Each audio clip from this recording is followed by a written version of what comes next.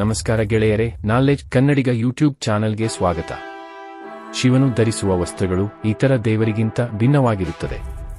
ತ್ರಿಶೂಲವನ್ನು ಹಿಡಿದಿದ್ದರೂ ಶಿವನು ಹುಲಿ ಚರ್ಮವನ್ನು ಧರಿಸುತ್ತಾನೆ. ತಲೆಯ ಮೇಲೆ ಚಂದ್ರ ಮತ್ತು ಕುತ್ತಿಗೆಯಲ್ಲಿ ನಾಗರಹಾವನ್ನು ನಾವು ಕಾಣುತ್ತೇವೆ.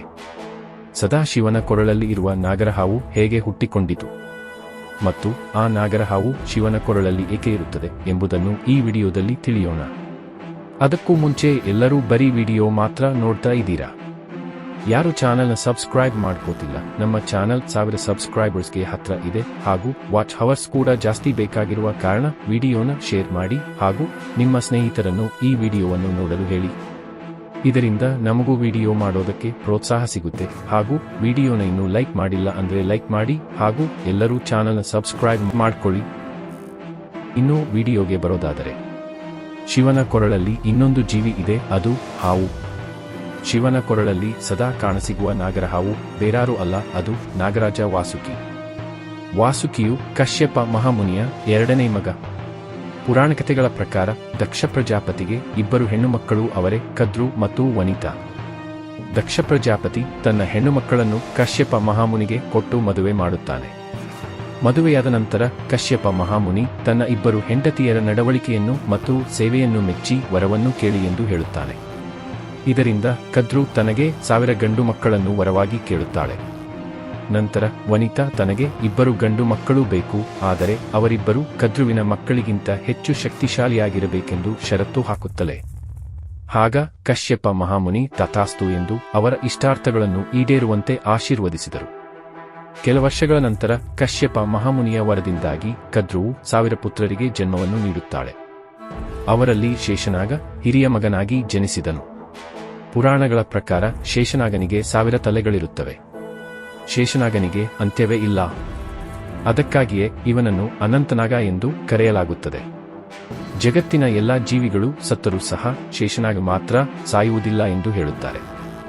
ಕದ್ರುವಿನ 1000 ಜನ ಮಕ್ಕಳಲ್ಲಿ ಶೇಷನಾಗನೇ ಮೊದಲನೆಯವನಾಗಿದ್ದ ಕಾರಣ ಶೇಷನಾಗ ನಾಗಗಳಿಗೆ ರಾಜನಾಗಿದ್ದನು. ಬ್ರಹ್ಮದೇವನ ಆಶೀರ್ವಾದದಿಂದ ಶೇಷನಾಗ ಪಾತಾಳ ಲೋಕಕ್ಕೆ ಹೋಗಬೇಕಾಗುತ್ತದೆ. ಆಗ ಅವನು ತನ್ನ ಸಹೋದರ ವಾಸುಕಿಯನ್ನು ನಾಗಲೋಕದ ರಾಜನನ್ನಾಗಿ ಮಾಡುತ್ತಾನೆ. ವಾಸುಕಿಯು ಕಶ್ಯಪ ಹಾಗೂ ಕದ್ರುವಿನ ಮಗ. ಅವನು ತುಂಬಾ ಧೈರ್ಯಶಾಲಿ ಮತ್ತು ಪರಾಕ್ರಮಿ. ಮತ್ತೊಂದು ಕಥೆಯಲ್ಲಿ ವಾಸುಕಿಯು ಭಾರೀ ಮಳೆಯ ಸಮಯದಲ್ಲಿ ಯಮುನಾ ನದಿಯಲ್ಲಿ ಶ್ರೀಕೃಷ್ಣ ಮತ್ತು ಅವನ ತಂದೆಯನ್ನು ವಾಸುಕಿಯೇ ರಕ್ಷಿಸಿದನೆಂದು ಹೇಳಲಾಗುತ್ತದೆ. ಇದೇ ಸಮಯದಲ್ಲೇ ನಾಗಮಣಿ ವಾಸುಕಿಯ ತಲೆಯ ಮೇಲೆ ಬಂತು ಎಂದು ಪುರಾಣದಲ್ಲಿ ಹೇಳಲಾಗಿದೆ. ಆದರೆ ಶಿವನ ಕೊರಳಿನಲ್ಲಿ ವಾಸುಕಿ ಹೇಗೆ ಹೊಳೆಯುತ್ತಾನೆ ಎಂಬುದರ ಬಗ್ಗೆ ಅನೇಕ ದಂತಕಥೆಗಳಿವೆ. ಇವುಗಳಲ್ಲಿ ಮೊದಲ ಕಥೆ ಬಂದು ಶಿವನನ್ನು ಲಿಂಗ ರೂಪದಲ್ಲಿ ಪೂಜಿಸುವ ನಾಗರಲ್ಲಿ ವಾಸುಕಿ ಮೊದಲಿಗ. ಅವನು ಆಗ ನಾಗರಾಜನಾಗಿದ್ದನು. ಒಂದು ದಿನ ಶಿವನು ಪ್ರತ್ಯಕ್ಷನಾಗಿ ವಾಸುಕಿಗೆ ವರವನ್ನು ಕೋರಿಕೋ ಎಂದು ಹೇಳಿದನು. ಆಗ ವಾಸುಕಿಯು ನಾನು ಶಿವನ ಸನ್ನಿಧಿಯಲ್ಲಿ ಎದ್ದು ಮಹಾಶಿವನ ಜೊತೆ ಕಾಲಕಳೆಯಬೇಕು ಎಂದು ಕೋರಿಕೊಳ್ಳುತ್ತಾನೆ. ಇದರಿಂದ ಪ್ರಸನ್ನನಾದ ಶಿವನು ವಾಸುಕಿ ನಾಗರಾಜನನ್ನು ತನ್ನ ಕೊರಳಿಗೆ ಹಾರವನ್ನಾಗಿ ಹಾಕಿಕೊಂಡನು. ಮುಂದೆ 2ನೆಯ ಕಥೆಯ ಪ್ರಕಾರ ಸಮುದ್ರ ಮಂಥನದ ಸಮಯದಲ್ಲಿ ವಾಸುಕಿಯು ಋಷಿಯ ರೂಪದಲ್ಲಿ ಪರ್ವತವನ್ನು ಸುತ್ತಿ ಸಮುದ್ರ ಮಂಥನ ಮಾಡಲು ಉಪಯೋಗವಾಗುತ್ತಾನೆ. ಸಮುದ್ರ ಮಂಥನ ಮಾಡುವ ಸಮಯದಲ್ಲಿ ವಿಷವೊಂದು ಹೊರಬರುತ್ತೆ. ಆಗ ಆ ವಿಷವನ್ನು ಮಹಾಶಿವನು ಕುಡಿಯುತ್ತಾನೆ. ಆಗ ಪಾರ್ವತಿ ದೇವಿಯು ವಿಷವು ಮೈಗೆ ಇಳಿಯದಂತೆ ಶಿವನ ಕಂಠವನ್ನು ತನ್ನ ಕೈಯಿಂದ ಹಿಡಿಯುತ್ತಾಳೆ. ಆಗಲೇ ವಾಸುಕಿಯು ಶಿವನ ಕಂಠವನ್ನು ಸುತ್ತಿ ಹಾಕಿಕೊಂಡನು. ಆದ್ದರಿಂದಲೇ ಶಿವನು ವಾಸುಕಿಯನ್ನು ತನ್ನ ಕೊರಳಿಗೆ ಸುತ್ತಿ ಹಾಕಿಕೊಂಡನು ಎಂದು ಪುರಾಣಗಳು ಹೇಳುತ್ತವೆ. ಆ ವಿಷವನ್ನು ಕುಡಿದಿದ್ದರಿಂದಲೇ ಶಿವನನ್ನು ನೀಲಕಂಠ ಎಂದು ಕರೆಯುತ್ತಾರೆ. ಮುಂದೆ 3ನೆಯ ಕಥೆ ಬಂದು ಶಿವಪಾರ್ವತಿ ವಿವಾಹದ ಸಮಯದಲ್ಲಿ ಮಹಾಶಿವನನ್ನು ಅಲಂಕರಿಸಲು ಎಲ್ಲಾ ದೇವತೆಗಳನ್ನು ಕೇಳಿದರು. ಆಗ ಶಿವನು ನಾಗನಿಗೆ ಅಲಂಕಾರದ ಜವಾಬ್ದಾರಿಯನ್ನು ವಹಿಸಿದನು. ಆಗ ಶಿವನ ಕೊರಳಲ್ಲಿ ಸುತ್ತಿಕೊಳ್ಳುತ್ತಾನೆ.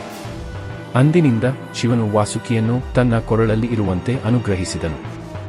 ವಾಸುಕಿಯ ಕುರಿತಾದ ಈ 3 ಕಥೆಗಳು ಪ್ರಚಾರದಲ್ಲಿವೆ. ಆದರೆ ವಾಸುಕಿಯು ಶಿವನ ಕೊರಳಿಗೆ ಹಾರ ರೀತಿ ಧರಿಸಿದ್ದಲ್ಲದೆ ಶಿವನ ಸೇವೆಯಲ್ಲಿ ಅನೇಕ ಪುಣ್ಯ ಕಾರ್ಯಗಳನ್ನು ಮಾಡುತ್ತಾನೆ. ಶಿವನು ತನ್ನ ವಾಹನವಾದ ನಂದಿಯ ರೀತಿಯಲ್ಲೇ ವಾಸುಕಿಯನ್ನು ಸಹ ಪ್ರೀತಿಸುತ್ತಾನೆ. ಅದಕ್ಕೆ ವಾಸುಕಿ ಇಲ್ಲದ ಶಿವನನ್ನು ನಾವು ಎಲ್ಲೂ ಕಾಣಲು ಸಿಗುವುದಿಲ್ಲ. ಗೆಳೆಯರೇ, ವಾಸುಕಿಯ ಕುರಿತ ಈ ವಿಡಿಯೋ ನಿಮಗೆ ಇಷ್ಟವಾಗಿದೆ ಎಂದು ಭಾವಿಸುತ್ತೇನೆ. ಈ ವಿಡಿಯೋ ನಿಮಗೆ ಇಷ್ಟವಾದಲ್ಲಿ ಲೈಕ್ ಮಾಡಿ ಮತ್ತು ಶೇರ್ ಮಾಡಿ ಹಾಗೂ ಇದೇ ರೀತಿಯ ಆಧ್ಯಾತ್ಮಿಕ ವಿಷಯಗಳಿಗೆ ಚಾನಲ್ ಅನ್ನು ಸಬ್ಸ್ಕ್ರೈಬ್ ಮಾಡಿ. ಧನ್ಯವಾದಗಳು.